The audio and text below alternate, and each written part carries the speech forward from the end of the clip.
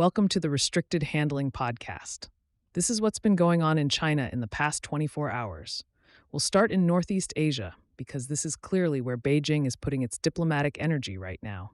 Yesterday, we talked about China trying to shape the regional environment more subtly. Today, that effort has a face, a soundtrack, and a camera crew. South Korean President Lee Jae-myung has been doing the diplomatic equivalent of a world tour, and China is very intentionally making him feel like the most important man in the room. When Lee arrived in Beijing, Xi Jinping rolled out the full ceremonial treatment: honor guards, a 21-gun salute, a state banquet, and then did something Xi almost never does. He smiled, joked, and posed for selfies. This wasn't warmth for warmth's sake. It was a signal. Xi leaned hard into shared history, reminding Seoul that China and Korea were both on the receiving end of Japanese imperial aggression, and urged South Korea to make the right strategic choices. If that line sounds familiar, it should. It's the same framing Beijing has used for years when it wants a country to hedge against Washington without openly saying, "Please don't side with the Americans."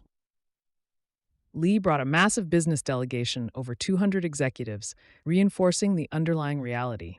South Korea's economy is deeply tied to China, no matter how strong its security ties to the U.S. remain. On North Korea, Xi offered nothing new, just a call for patience, which is Beijing's default way of saying it intends to keep the leverage for itself. Japan, meanwhile, clearly watched that play and decided it wasn't going to lose Seoul to a charm offensive without responding. Prime Minister Sanai Takaichi, who is about as subtle on China as a foghorn, went all in on personal diplomacy. She greeted Lee personally in Nara, ditched protocol, toured ancient temples that symbolize early Japan-Korea exchange, and then staged a K-pop drum jam that looked more like a late-night talk show bit than a summit. Matching outfits, BTS tracks, the whole thing. This is an update on something we've been tracking. Japan desperately wants South Korea locked in as a partner right now. China has been pushing back hard on Tokyo since Takaichi floated the idea of Japanese military involvement if Taiwan were attacked. Beijing's response has included economic pressure, tourism warnings, and that familiar low-grade intimidation. Japan sees Seoul as a stabilizer, a fellow U.S. ally, and frankly a hedge against Washington's mood swings under President Trump. South Korea is trying to stay balanced, but the ice is getting thinner. Lee has avoided taking a position on Taiwan, avoided reopening historical disputes with Japan, and avoided giving Xi any concrete commitments. It's working for now, but as we've said before, this balancing act only survives as long as the choices stay theoretical. That unpredictability out of Washington continues to ripple outward. Yesterday, we talked about U.S. tech policy whiplash. Today, we see the mechanics. President Trump imposed a narrow 25% tariff on certain foreign-made AI chips, specifically those imported into the U.S. and then re-exported, mainly to China. This is a legal workaround that lets the U.S. government skim revenue from high-end chip sales without directly taxing exports. It's less a trade war move and more a toll booth. At the same time, the Commerce Department approved exports of NVIDIA's H200 AI chip to China, reversing a previous ban. NVIDIA argued that blocking exports would hurt U.S. technological leadership, and the administration agreed. But here's the update from yesterday's discussion.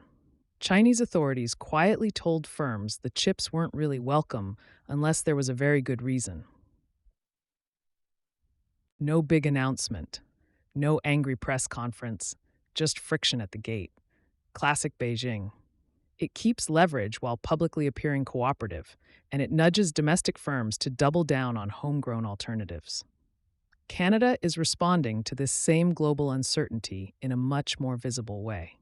Prime Minister Mark Carney landed in Beijing for the first Canadian prime ministerial visit since 2017, and this trip is about economic insurance. Ottawa's relationship with Washington has soured fast. Trump has threatened tariffs, stalled trade talks, and generally made it clear that Canada should not assume automatic goodwill. Carney arrived with heavy hitters, ministers for industry, agriculture, and energy, and the focus was tariffs. China's 100% levy on Canadian canola oil has hurt badly, especially in Western Canada, while Canada's own tariffs on Chinese electric vehicles have frozen access to its market. Negotiators are talking about synchronized reductions, maybe cutting those tariffs in half. Nothing is finalized, but the direction is clear. Canada wants diversification, not replacement. China as a supplement to the US, not a substitute. Beijing, of course, understands that leverage very well. While the diplomats smile, the security state is doing the opposite. China has now formally told domestic companies to stop using cybersecurity software from a long list of US and Israeli firms. Names like Palo Alto Networks, CrowdStrike, Fortinet, SentinelOne, and Checkpoint are all on the wrong side of the door. The justification is national security, concerns that foreign software could siphon sensitive data abroad. Some of these firms barely operate in China anymore, but that's not the point. The point is control, signaling, and accelerating tech decoupling, whether the market likes it or not. This dovetails neatly with an internal warning from China's counter-espionage apparatus about geospatial data leaks. Yesterday, we talked about data as power. Today, we're seeing how seriously Beijing is treating that idea.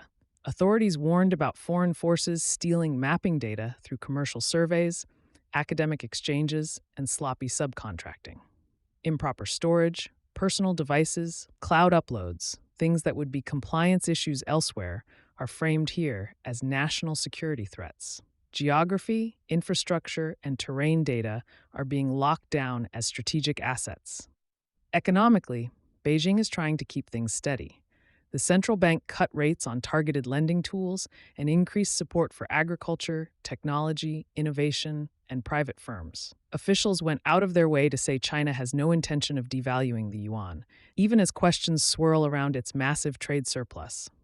This is selective easing, not a stimulus flood, just enough to keep key sectors moving without spooking markets. Energy remains a pressure point. Venezuelan oil shipments to China are falling sharply after the U.S. blockade and vessel seizures we discussed yesterday. Only a handful of tankers are expected to make it through in the coming weeks, a steep drop from last year. China stocked up late in 2025, so there's no immediate panic, but independent refiners, the teapots, are feeling the squeeze. Some are already eyeing Canadian heavy crude as a workaround, which neatly ties this story back to Ottawa's outreach to Beijing.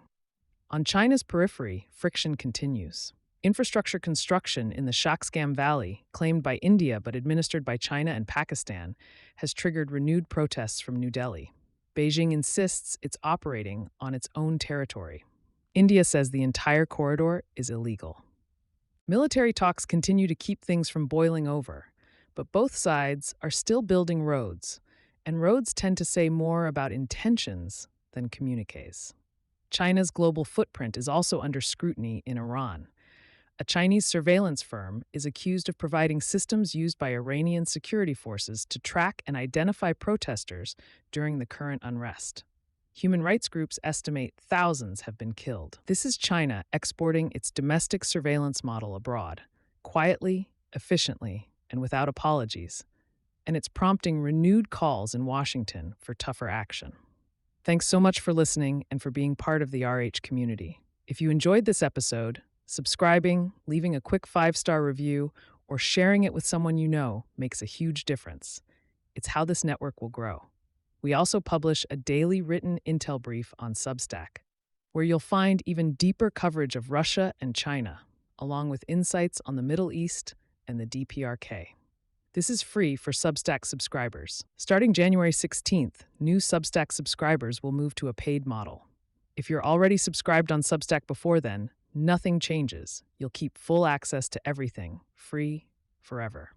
New subscribers after January 15th will receive the daily written brief, weekly deep dives on economics, sanctions, and more for a monthly fee. So if you're not on Substack yet, don't worry. Just head to restrictedhandling.com and subscribe now for free and get the content free forever.